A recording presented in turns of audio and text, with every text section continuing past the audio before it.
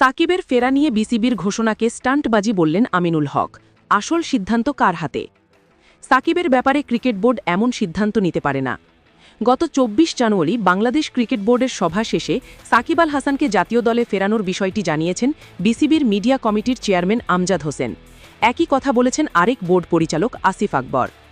এ ব্যাপারে cricket board কোনো সিদ্ধান্ত নিতে পারে না বলে মনে করেন বিএনপির ক্রীড়া সম্পাদক এবং বাংলাদেশ ফুটবল দলের সাবেক অধিনায়ক আমিনুল হক। রাজধানীতে গণমাধ্যমের মুখোমুখি হয়ে আমিনুল বলেছেন, এটা তো রীতিমতো স্টান্টবাজি। আমি বলবো, সাকিবের ব্যাপারে সিদ্ধান্ত নিবে রাষ্ট্র। রাষ্ট্রের আইন যদি নিরপরাধ হয়, মামলাগুলো প্রত্যাহার করা হয় রাষ্ট্রীয়ভাবে, তাহলে সাকিব আসবে, তাতে কারও কোনো সমস্যা নেই। খেলোয়াড়কে আমি সম্মান দিতে চাই। সাকিবের মতো একজন ক্রিকেটার খেলবে, এটা আমিও চাই। আমিনুল আরও বলেন, এখন তারা ক্রিকেট বোর্ড স্টান্টবাজি করে। আপনাদের ভাষ্য অনুযায়ী প্রশ্ন করার আগেই সাকিবকে দেশে আনার ব্যবস্থা করা হচ্ছে বলে ফেলেছে। এই সিদ্ধান্ত ক্রিকেট বোর্ড নিতে পারে না। সাকিবের ইস্যুতে রাষ্ট্রীয় আইনের ব্যাপার। সেই আইন অমান্য করে ক্রিকেট বোর্ডের কোনো এখতিয়ার নাই সাকিবকে ফিরিয়ে আনার।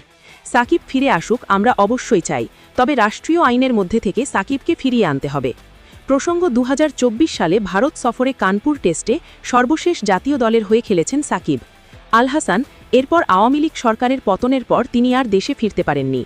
সকল খবরের আপডেট পেতে আমাদের চ্যানেলটিকে সাবস্ক্রাইব করে রাখুন এবং ফেসবুক পেজ, ইনস্টাগ্রাম ও টিকটক ফলো করতে ভুলবেন না।